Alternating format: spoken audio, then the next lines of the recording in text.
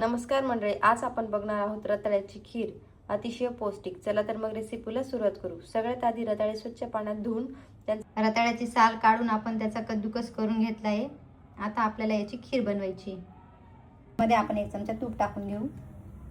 कडकडल्यावर यात आता आपण किसलेला रताळा टाकून घेऊ. रताळ्याचा किस लालसर भाजून घेऊ आपण.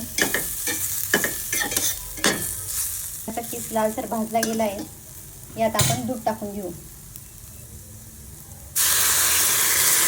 10 मिनिटं आपण खीर उकळून घेऊ. तोपर्यंत ड्रायफ्रूट्स कट करून घेऊ आपण सगळे. आपण यात काजू, बदाम, पिस्ते, आरोळ्या, मनुके, विलायची, तुम्ही साखर टाका खीरेत, मी गूळ टाकते. सगळं टाकून झाल्यावर 5 मिनिटं खीर शिजू. तयार आहे आपली रताळ्याची खीर. तुम्ही पण नक्की बनवून बघा आणि माझ्या चॅनल लाईक सबस्क्राईब करा. धन्यवाद.